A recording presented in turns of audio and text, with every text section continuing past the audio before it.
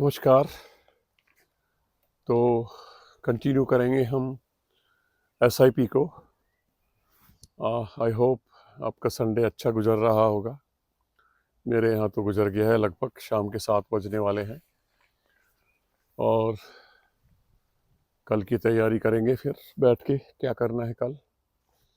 तो सबसे पहले हम एसआईपी में स्टेप बाय स्टेप चलूँगा एक बार फिर से, ताकि रिकैपिचुलेशन हो जाए और जिन लोगों ने पहला वीडियो नहीं देखा है उनको दोबारा शायद देखने की ज़रूरत ना पड़े। इतना ज़्यादा डिटेल में तो नहीं जाऊंगा, उसका थोड़ा सा रिकैप करूंगा।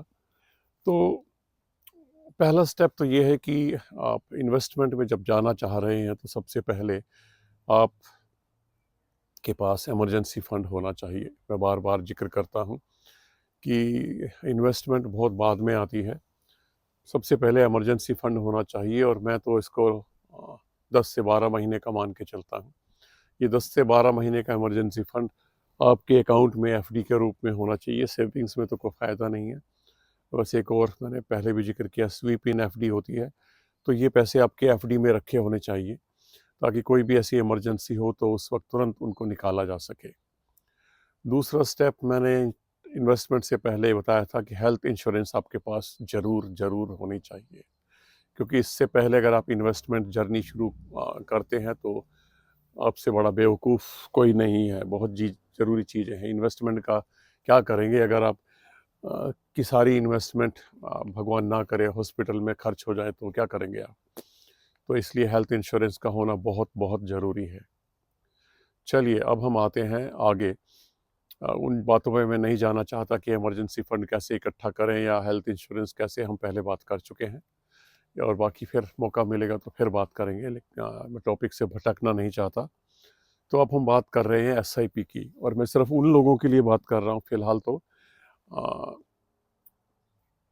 जो लोग शुरुआत करना चाहते हैं, सिर्फ सिस्टमेटिक इन्वेस्टमेंट प्लान में ही रहना चाहते हैं और शेयर मार्केट में जो रहना चाहते हैं, तो वो उनके लिए एक एडिशनल पर्क हो जाएगा, वो तो अलग चीज़ है। लेकिन मैं सिर्फ उनको मान के चल रहा हूँ कि जो लोग सिर्फ एसआईपी में रहना चाहते हैं और इन्वेस्टमेंट जर्नी को शुरू करना चाहते हैं, वो क्या करें। जो लोग ऑलरेडी हैं शेयर मार्केट में और जो इक्विटी में काम करते हैं, इक्विटी में सेविंग्स करते हैं, इन्वेस्टमेंट करते हैं, वो लोग एसआईपी शुरू करना चाहते हैं, तो उनके लिए भी एक शुरुआत हो सकती है।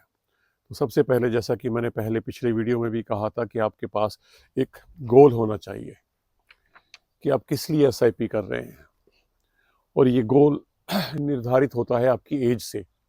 अगर आपकी एज 20 साल की है तो आपका गोल 10 साल बाद का हो सकता है, शादी का, बाहर जाके एजुकेशन का हो सकता है। और अगर और ज़्यादा है तो 15 साल के बाद शादी का हो सकता है, अपने आप अगर आप करना चाहते हैं तो। और उसके बाद बच्चों का या बच्चों की एजुकेशन का हो सकता है, और उससे भी बड़ा है तो। इतनी बड़ी एसआईपी कोई करता नहीं है वैसे। टाइम टाइम पे बदल जाती है, हालात बदल जाते हैं। तो मैं भी नहीं कहूँगा कि आप 40 साल तक एसआईपी कर लें। ज़्यादा से ज़्यादा इसको 20 साल तक रखें तो ज़्यादा ठीक है। लेकिन फिर भी बहुत बढ़ाना चाहते हैं, क्योंकि इनकम तो बढ़ती ही रहेगी आपकी, तो उस हिसाब से आप 20 साल की उम्र में 30 साल तक तो कर सकते हैं, इससे ज़्यादा ना करें। उसके बाद हालात वहाँ पे देखें और उसके बाद उसी हिसाब से फैसला करें। तो ये हुआ आपका गोल क्या है। 30 साल वाले का गोल अलग होगा, 40 वाले का अलग होगा, और 50 साल वाले का गोल अलग होगा। क्योंकि अगर 50 साल वाला 30 साल की एसआईपी करता है तो वो भी बेवकूफ़ी होगी। तो मुझे लगता है 50 साल वाले को ज़्यादा से ज़्यादा 10 साल, बहुत ज़्यादा करते हैं तो 15 साल, क्योंकि आप एसआईपी करते करते मर जाएंगे और आप उसका अवेल भी नहीं कर पाएंगे, फ़ायदा भी नहीं ले पाएंगे, तो उस एसआईपी का कोई फ़ायदा नहीं है। तो अगर 50 साल की उम्र में कर रहे हैं तो 15 साल से ज़्यादा आप ना बढ़ें, ताकि आपके पास 10 साल बचें उसको उपयोग करने के लिए, उपभोग करने के लिए। क्योंकि जब आप 15 साल की एसआईपी कर रहे हैं 50 साल के बाद, तो इसीलिए कर रहे हैं कि आपका बुढ़ापा सुख शांति से बिना किसी पर निर्भर रहे गुजरता रहे। आपको पेंशन भी मिलेगी, काम कर रहे हैं तो, नहीं कर रहे हैं तो ये एसआईपी आपकी जो है काम आएगी। इसके बाद आपका ये हो गया गोल। उसके बाद हो गया टाइम फ्रेम भी इसमें साथ में मैंने ले लिया। उसके बाद है फंड का सिलेक्शन। अब फंड का सिलेक्शन एक जटिल प्रक्रिया है। फंड्स, जैसे कि मैंने थोड़ा बहुत हिंट दिया था, फंड्स में इंडेक्स फंड भी हो सकते हैं, लार्ज कैप हो सकते हैं, स्मॉल कैप हो सकते हैं, मिड कैप हो सकते हैं, फ्लेक्सी हो सकते हैं, हाइब्रिड भी आ गया है, थीमेटिक हो गया, बहुत तरह के फंड्स हैं जो हो सकते हैं। इनके बारे में हम धीरे धीरे आगे आगे जिक्र करते रहेंगे, लेकिन अगर आप शुरुआत कर रहे हैं तो इंडेक्स फंड से ही शुरू करें। निफ्टी 50 बेस्ट है अगर आप शुरुआत कर रहे हैं, एक फंड लेना है तो। दूसरा लेना है तो मिड कैप ले लीजिए, और तीसरा भी लेना है तो स्मॉल कैप ले लीजिए, पचड़े में ना पड़े। बहुत अच्छे अच्छे फंड हैं HDFC बैंक के, ICICI बैंक के, कोटक बैंक के, पारिक पराग के, और मोतीलाल ओसवाल के भी हैं। तो इस तरीके से ले सकते हैं। बाद में जब फंड का सिलेक्शन करेंगे तो हम डिस्कशन करेंगे। तो फिलहाल मैं ये बताना चाहता हूँ कि बहुत सारे फंड्स हैं हमारे पास, तो हमें सिलेक्शन कर लेना चाहिए, और क्राइटेरिया भी होना चाहिए कि हम सेलेक्ट क्यों कर रहे हैं। इसके बाद कमिटमेंट होनी चाहिए आपकी। अगर आपने शुरुआत कर दिया है तो फिर वो चालू रहना चाहिए, रुकना नहीं चाहिए कि आज चलाया 2 महीने 6 महीने के बाद रोक दिया, ऐसा नहीं होना चाहिए। लगातार होना चाहिए, कंसिस्टेंसी बहुत ज़रूरी है। इसके बाद जब इसमें भी चुन रहे हैं फंड में, तो सिर्फ डायरेक्ट प्लान चुनिए। अगर आप रेगुलर प्लान चुनेंगे तो उसमें एक फ़ंड मैनेजर 2% आपसे ले लेगा, और वो एक काफ़ी बड़ा हिस्सा निकल जाता है। क्योंकि जब ये 2% कटेगा तो आपका, मान लीजिए 1 लाख पे 10,000 हुआ 10% के हिसाब से, तो उसमें 2 तो वही ले जाएगा। फिर आपका हुआ कितना आपके हाथ में? 8,000 प्रॉफिट हुआ, आपको 10,000 नहीं हुआ। तो वो ध्यान रखिएगा। एग्ज़िट लोड तो इसमें भी लगेगा, लेकिन वो एग्ज़िट लोड भी कुछ सीमा तक लगता है, 2 साल 3 साल। अलग अलग फंड्स की अलग अलग सीमाएँ होती हैं, जिससे पहले निकालने पे एग्ज़िट लोड लगता है। अदरवाइज़ एक ETF बहुत बढ़िया विकल्प है, उसके बारे में हम बाद में बात करेंगे। उसके बाद टैक्स इम्प्लीकेशंस। अगर आप SIP से जाते हैं, म्यूचुअल फंड में लगाते हैं, तो आपको हर साल टैक्स नहीं देना पड़ता। वो बात अलग है कि मैच्योरिटी पे जब आपकी इनकम होगी उस हिसाब से कैलकुलेट होगा, लेकिन जैसे इक्विटी में आपके प्रॉफिट पे हर साल लगता है, वो इसमें नहीं लगेगा। इसके बाद डू नॉट स्टॉप, इसको रोकिए ना कभी भी। SIP को चलते रहने दीजिए, जैसे कि मैंने ऊपर भी जिक्र किया है कि ये रुकनी नहीं चाहिए। इसके बाद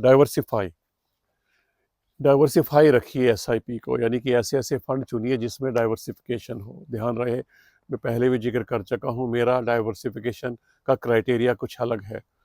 अगर आप मिड कैप, स्मॉल कैप और लार्ज कैप में लगाते हैं, ये मैं नहीं मानता ये डाइवर्सिफिकेशन है, ये सिर्फ बैलेंसिंग है। डाइवर्सिफिकेशन का मतलब है सॉरी, मेरी परिभाषा से डाइवर्सिफिकेशन का मतलब ये है कि जब एक एसेट क्वालिटी का ऊपर नीचे होने से दूसरे पे फर्क ना पड़े, वो डाइवर्सिफिकेशन होता है। तो डाइवर्सिफिकेशन के लिए आपके पास हो सकता है multi asset fund. Multi asset fund में क्या होता है कि इक्विटी भी होगा, डेट भी होगा, गोल्ड भी होगा, तो अलग अलग एसेट क्लास उसमें होती है, तो वो डाइवर्सिफिकेशन होता है। तो ये भी ध्यान रखिएगा। अगर आपको डाइवर्सिफिकेशन चाहिए तो आपको थोड़ा बहुत मल्टी एसेट में लगाना चाहिए, या आप खुद लगा रहे हैं इक्विटी में, तो उससे बढ़िया तो कोई बात ही नहीं है। जैसे मैं बार बार जिक्र करता रहता हूँ कि 10% तो आपका गोल्ड में होना चाहिए। 10 नहीं लगा सकते तो 7 गोल्ड में कर दीजिए, 3 चांदी में कर दीजिए। अगर आप 10 गोल्ड में और 5 चांदी में कर दें तो और भी बढ़िया एक इन्वेस्टमेंट डाइवर्सिफिकेशन हो जाएगा।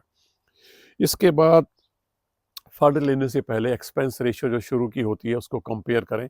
जिन भी 2-3 फंड्स का आपने सिलेक्शन किया, देख लीजिए एक्सपेंस रेशियो किस किस की कम है। ज़्यादा जिसकी है उसको अवॉइड कीजिए, जिसकी कम है उस पे जाइए। इसके बाद पास्ट परफॉर्मेंस, अगर किसी फंड की आप गूगल कर लेते हैं, मान लीजिए 10 best mutual fund who have perform well in last 15 years, उस पर मत जाइए। पास्ट परफॉर्मेंस जो है आने वाले टाइम की कोई गारंटी नहीं होती, तो ये भी ध्यान रखिएगा। ये देखिएगा ना कि उन्होंने कौन कौन से स्टॉक अपने पोर्टफोलियो में लिए हुए हैं, उनको देखिए, उसके बाद सिलेक्शन कीजिए। और उसके बाद ओवरलैपिंग ना करें, यानी कि 2 फंड ऐसे खरीद लिए, एक मान लिया ब्लू चिप खरीद लिया, फिर लार्ज कैप खरीद लिया, तो ओवरलैपिंग हो जाती है। ब्लू चिप में ज़्यादातर वही आते हैं जो लार्ज कैप में है, तो ओवरलैपिंग से बचें, वो ना करें। इसके बाद थीमेटिक फंड्स जो हैं उनसे बच के रहें। मुझे नहीं लगता कि थीमेटिक फंड्स जो हैं ज़्यादा आपको बेनिफिट दे सकते हैं। थीमेटिक फंड तो आप समझते होंगे जो एक विशेष थीम के ऊपर रहते हैं, जैसे रियलिटी हुआ या कोई भी पूरा एक एसेट क्लास हुआ उसके ऊपर है, तो उनके ऊपर मत जाइए। और जितना जल्दी आप शुरू करेंगे तो बहुत फ़ायदा भी उतना ही ज़्यादा उठाएंगे। मैं उदाहरण के लिए एक छोटा सा एक एग्जाम्पल देता हूँ। पहले तो मैं एग्जाम्पल देता हूँ डाइवर्सिफिकेशन का। इन्वेस्टमेंट एडवाइस नहीं है, ध्यान रखिएगा। मैं सिर्फ डाइवर्सिफिकेशन का एक उदाहरण बता रहा हूँ आपको। मान लीजिए आपने 10,000 लगाने हैं, मल्टी कैप फंड ले लिया आपने, फोकस्ड, मल्टी कैप फोकस्ड। उसके बाद फ्लेक्सी कैप है, निपन का, आईसीआईसीआई का, बहुत अच्छे लगते हैं मुझको, आप भी स्टडी कीजिए उनको। और मोतीलाल ओसवाल का नेस्टेक, यानी कि ये आपके पास यूएस मार्केट का एक फंड आ जाएगा, जिससे आपका डाइवर्सिफिकेशन हो जाएगा। इन्वेस्टमेंट एडवाइस नहीं है, ध्यान रखिएगा। लेकिन हाँ, ये मैंने शॉर्ट लिस्ट किए थे तो मुझे अच्छे लगते हैं, आपके साथ भी शेयर कर रहा हूँ सिर्फ एजुकेशनल पर्पस के लिए। तो चलिए हम आगे चलते हैं। 2 फंड और मैं यहीं पे बता लेता हूँ जो मुझे अच्छे लगते हैं, और आप भी कंसिडर कर सकते हैं अगर आपको अच्छे लगे तो। एक है निफ्टी 200 मोमेंटम 30 TRI, और एक निफ्टी 500 मोमेंटम 50 TRI। 200 मुझे इसमें ज़्यादा अच्छा लगता है क्योंकि रिस्की भी ज़्यादा है, तो इसलिए आप ये देखिए, अगर आपकी रिस्क एपिटाइट ज़्यादा है तो 200 में जा सकते हैं, अदरवाइज आप 500 में जा सकते हैं। यह है निफ्टी 500 वैल्यू 50 TRI। दोबारा से मैं बोल दूं तो ध्यान रखिएगा, लॉन्ग टर्म के लिए निफ्टी 500 अच्छा है, लेकिन रिस्क भी कम है। लेकिन 200 मोमेंटम वाला रिस्क ही ज़्यादा है, लेकिन प्रॉफिट भी ज़्यादा देता है।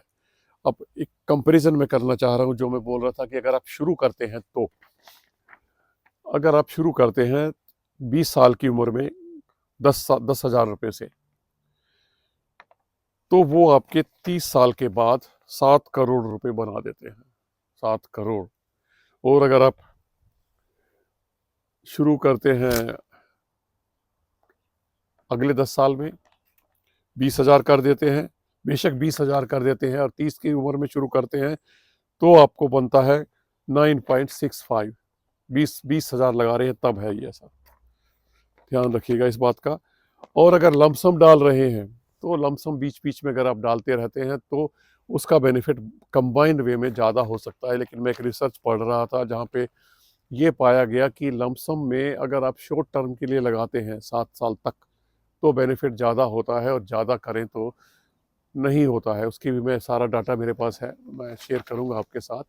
तो कहने का मतलब ये है कि अगर आप कम उम्र में लगाते हैं तो आपको कम पैसे लगाने पड़ते हैं और ज़्यादा मिलता है। ज़्यादा की उम्र में लगाएंगे तो आपको ज़्यादा पैसा लगाना पड़ेगा और कम कम मिलेगा कंपेरेटिवली, क्योंकि वो बढ़ जाएगी आपकी फ्रीक्वेंसी। तो अगर इसके बदले में एक कंपैरिजन एक और भी हो सकता है, मैं यहाँ पे ही देना चाहता हूँ। स्टेप अप को मैं मिला दूँ अगर, अब आप देखिए स्टेप अप में 2 लोग हैं। एक बंदा ऐसा है जिसकी आमदनी कम है, वो 2,000 रुपये महीना लगा सकता है, और एक बंदा जिसकी थोड़ी ज़्यादा है वो 10,000 रुपये महीना लगा सकता है अलग अलग फंड में। तो अगर एक फंड की बात कर रहा हूँ, अगर एक जगह 10,000 वो लगाता है 12% का रिटर्न मानकर, तो 5 साल के बाद उसके पैसे हो जाएंगे 9 लाख रुपए। जबकि जो 10% बढ़ा के स्टेप अप करके लगा रहा है हर साल 10%, उसके हो जाएंगे 2.7 लाख। ध्यान से सुनिएगा, जो 10% स्टेप अप कर रहा है, स्टेप अप का मतलब पहले साल 2,000 करता रहा, 10% हो गया 200, यानी कि 2,200 हो गए। अगले साल 2,200 करता रहा, उसके बाद 10% हो गया 220, बढ़ा लीजिए 2,420 करता चला गया। तो दोनों का कंपैरिजन अगर आप 5 साल के बाद करें तो 10,000 जो प्लेन फिक्स लगा रहा था, 5 साल के बाद उसके हो जाएंगे लगभग 9 लाख रुपए, और जो दूसरा था उसके हो जाएंगे 2.7 लैक्स। और यही दोनों अगर कंटिन्यू रहे, पहला फिक्स में रहे और दूसरा ऐसे ही स्टेप अप करता रहे, 10 साल के बाद पहले वाले के हो जाएंगे 28 लाख रुपए, और दूसरे वाले के हो जाएंगे केवल 12 लाख रुपए। उसके बाद 20 साल के बाद अगर हम देखें सिचुएशन को, जो 10,000 फिक्स लगा रहा था उसका हो जाएगा 20 साल के बाद 1.6 करोड़।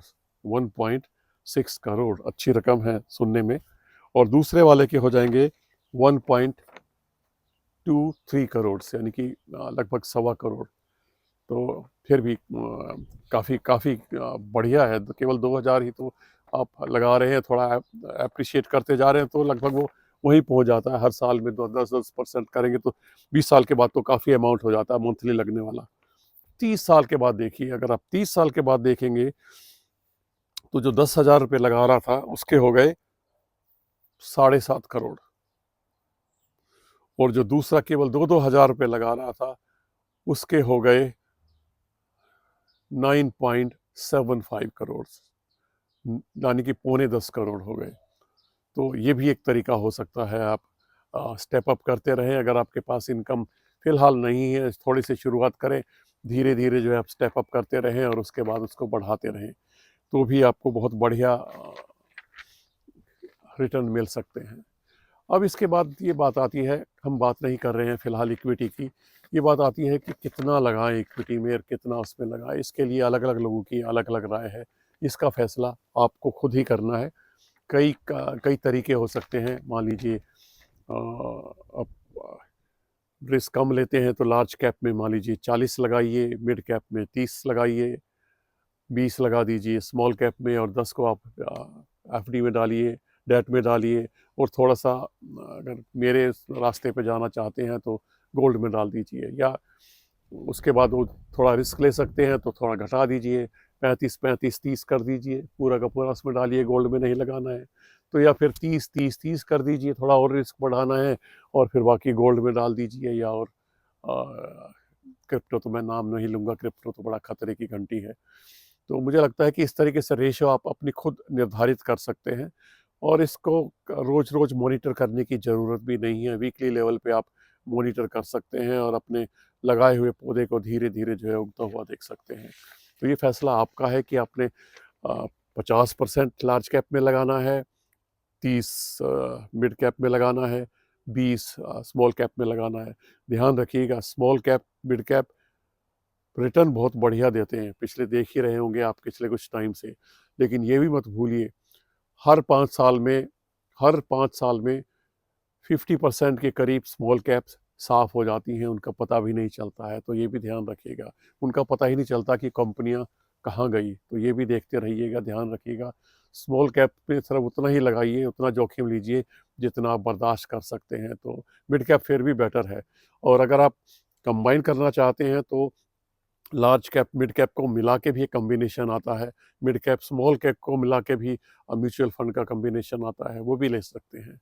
अदरवाइज सीधा सिंपली डायरेक्ट प्लान में जाइए, आपको रेगुलर में जाने की ज़रूरत नहीं है। नहीं तो मेरी तरह ईटीएफ खरीदिए। मेरे पास कौन कौन सा ईटीएफ है, निफ्टी 50 का ईटीएफ है, गोल्ड का है और सिल्वर का है, बस 3 है। बाकी मैं इतना ज़्यादा इन पे ध्यान नहीं देता हूँ, ये 3 ही है मेरे पास। पहले मैंने वो खरीदता था मैं हर साल ELSS टैक्स सेविंग वाला, लेकिन अब क्योंकि नए टैक्स रिजीम में उसका कोई फ़ायदा नहीं है, तो इसलिए वो ATC का कोई बेनिफिट नहीं मिलता, तो वो मैंने इस साल नहीं किया। अदरवाइज़ मैं PNB मेटलाइफ का 1.25 लाख की वो एक टर्म इंश्योरेंस खरीदता था 5 साल के बाद, अभी भी चल रही हैं 2, जिनका 5 साल के बाद पैसा मिल जाता था, लेकिन अब कोई यूज़ नहीं है। वो प्योरली मैं इनकम टैक्स के लिए लेता था, मैं ये भी बता दूँ। आप चाहें तो उसको बेनिफिट के लिए भी यूज़ कर सकते हैं। अगर आपके पास डाइवर्सिफिकेशन ही चाहिए आपको, तो डाइवर्सिफिकेशन के बहुत रास्ते हैं, बहुत तरीके हैं।